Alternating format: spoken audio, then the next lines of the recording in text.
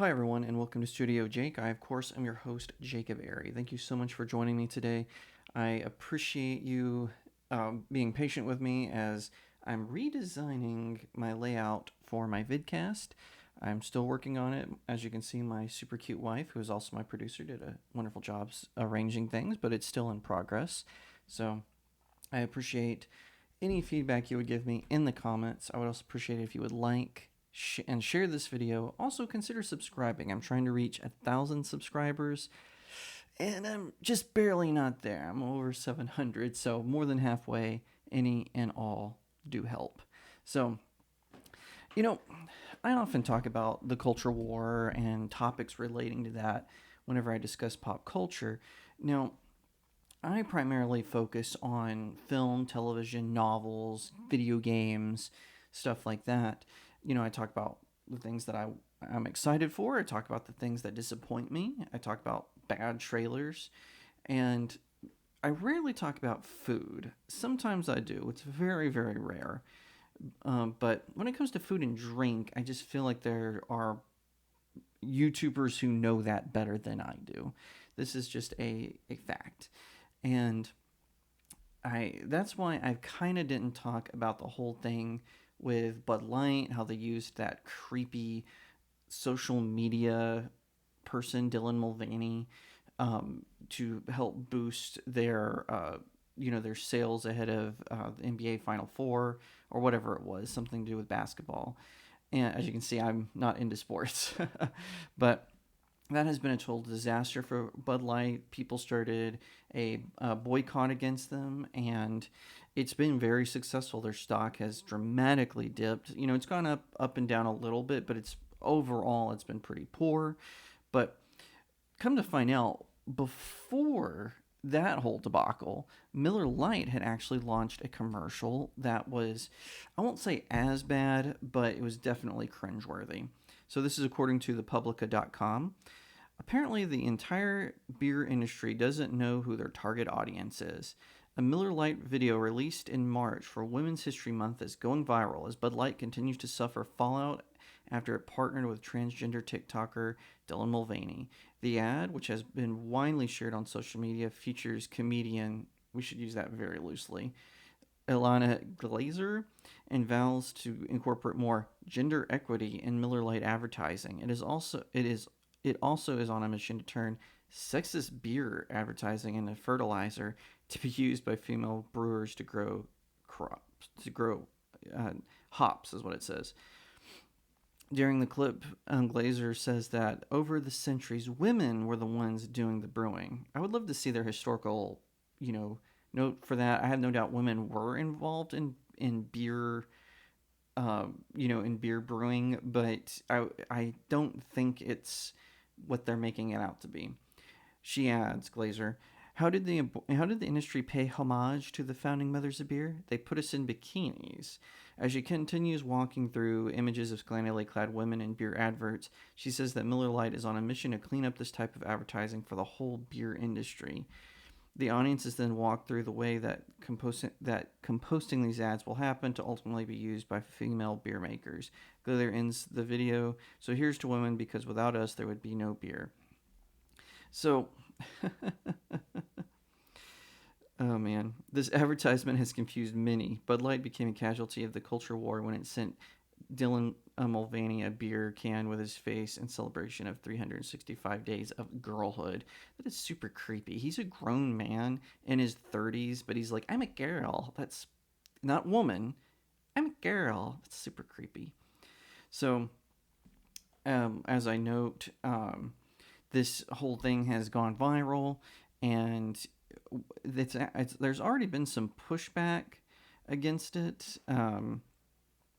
And here's something that I thought was interesting. This is again from the same article. Miller Lite's senior director of marketing, Elizabeth Hitch, told Forbes in March that her brand played a contributing role, I'm doing the air quotes because that's in the article, to sexism in the past.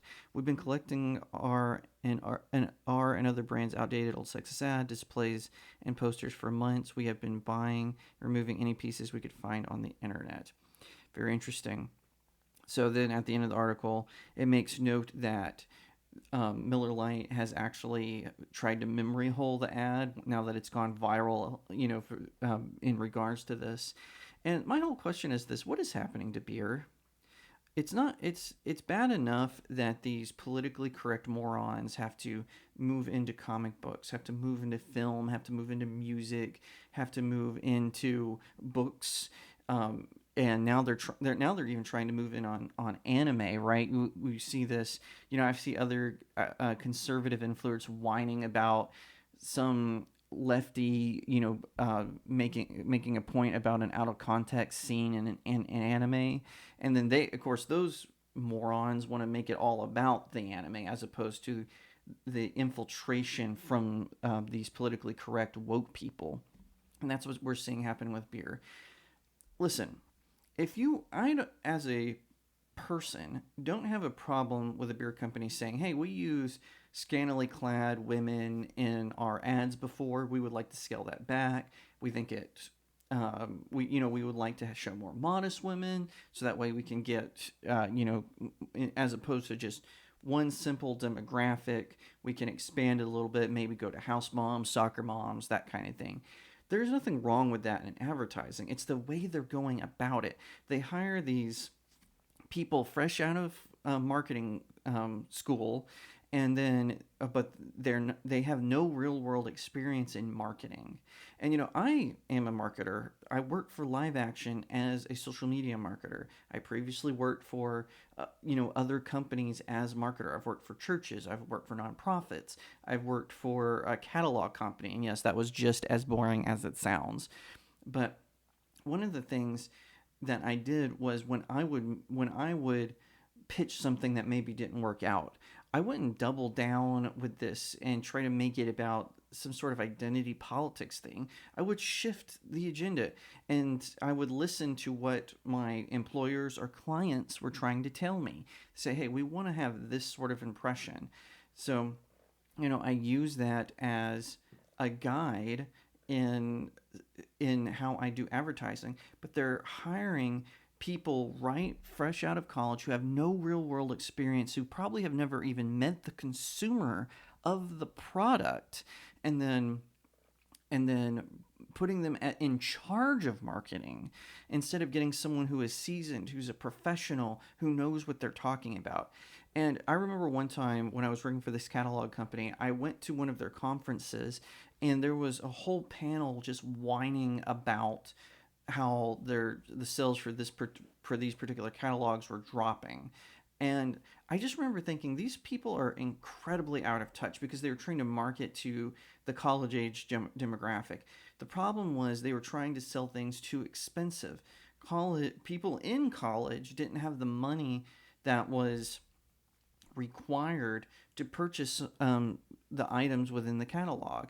And it just didn't make any sense to me. And I remember going back to work and saying, listen, our industry leaders, they're completely out of touch with our consumers. We as a company can't go this route, or we're going to have to find a totally different customer base. Now, what Budweiser or Anheuser-Busch and Miller, they're making these same mistakes. They're going with these folks with no real world experience in their chosen field, just because they're doing this sort of ooey gooey feel good identity politics, diversity and inclusion, all the buzzwords that are totally meaningless to someone who just wants to sit down and have a beer. And it makes no sense that these companies are willing to they're willing to sacrifice profit in the name of got that and it's mind blowing to me. This makes no sense. And I'm part of Gen Y. I'm those early millennials. We remember 9/11. We didn't get caught up. I grew up when Disney was still cool, when Nickelodeon was still cool, not what it is now. And a lot of these younger professionals, they're given too much leeway too fast, and so they're destroying whole companies with this ESG nonsense. Personally, if I was a company and an ESG ranked me poorly, I would consider defamation lawsuits. Who are they? They don't know my customers, they don't know my base. I'm just throwing that. I'm not a lawyer. Don't This is no legal advice, don't take my word for it. But why can't we just have a beer? Why can't I go to a bar and just remember when Bud Light tried to make Amy Schumer their spokesperson? Remember how disastrous that was? And that folded up really quick. Well, now they went a bridge too far, and same with Miller Lite with this. It doesn't, if they want to say, hey, we want to expand our customer base and not just have males as our primary buyer, but we want females as well. This whole identity politics things, it doesn't mean anything to just a average houseman. You think some rich person in Martha's Vineyard is buying Miller Lite? No, they're importing their beer directly from Germany for some reason. And which, by the way, fun fact, Budweiser is owned by a German company. It's not American anymore. So keep that in mind. But anyway, I just think that these companies, they people just want to gather around after their favorite team plays a game, and they want to cheer for them. They want to drink a beer. Now, my favorite beer is Shiner Bock. So far, they haven't engaged into any of this nonsense, or at least not that I'm aware of. So I'm going to keep buying them as far as I'm concerned. In the meantime, I don't know what these companies are getting really bad advice from a bunch of academics who have no real world experience, and they need to shift their hiring practices and their advertising practices if they want to dig themselves out of this hole. Thank you so much for watching this video. I hope that you'll give it a thumbs up, that you'll leave me a comment and tell me what you think, that you'll share it out with your friends, and of course, consider subscribing to StudioJake. I cover all kinds of nerd and pop culture topics, including film, television, anime, comic books, and so much more. I hope that you'll also head over to my main website, StudioJakeMedia.com, where I have even more news, views, and commentary. Also, if you'd like to support the channel, head over to my locals page. That's studiojakemedia.locals.com. It's the best way to support me. I'm trying to build a little community there. I have exclusive reviews and articles, so definitely head over there and check it out. And I'll see you next time right here on Studio Jake.